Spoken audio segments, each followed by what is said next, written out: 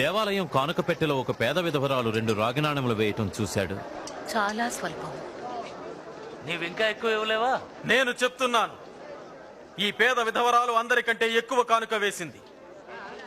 అయితే అందరూ వారికి కలిగి ఉన్న సమృద్ధిలో నుండి కొద్దిగా ఇచ్చారు. కానీ ఈ పేద విధవరాలు తన పేదరికంలో నుండి తనకు కలిగినదంతా వేసింది.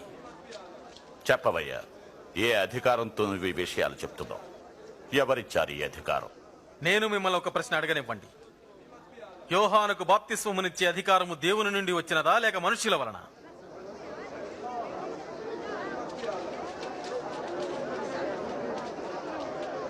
మనం ఏమని చెప్పాలి?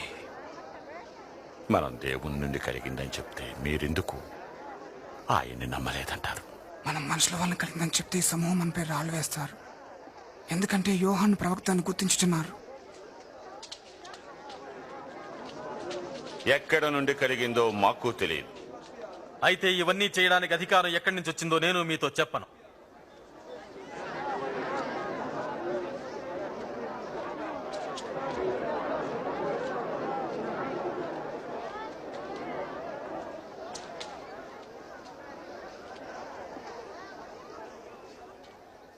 పూర్వము ఒక మనుషుడు ద్రాక్ష తోట నాటించి దానిని కాపులకు గుత్తకిచ్చి ఇల్లు వదిలి దేశాంతరము పోయినాడు. ద్రాక్ష పండ్లు కోసే కాలం వచ్చినప్పుడు రైతు కాపుల వద్దకు తన దాసుని పంపి పంటలో తన భాగాన్ని తనకిమ్మని కబురు పెట్టాడు. కాని ఆ కాపులు ఆ దాసుని కొట్టి వట్టి చేతులతో పంపారు. మరి ఒక దాసుని పంపగా కాపులు అతన్ని కూడా కొట్టి అవమానపరిచి వట్టి చేతులతో పంపించి వేశారు. మూడవ దాసుని పంపగా అతన్ని కూడా కొట్టి గాయపరిచి వెలుపలికి తోసివేశారు.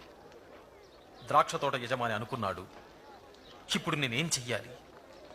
నా సొంత కుమారుని పంపిస్తే తప్పక వారు అతన్ని గౌరవిస్తారనుకున్నాడు. అయితే కాపులు అతన్ని రావడం చూసి వారిలో వారు చెప్పు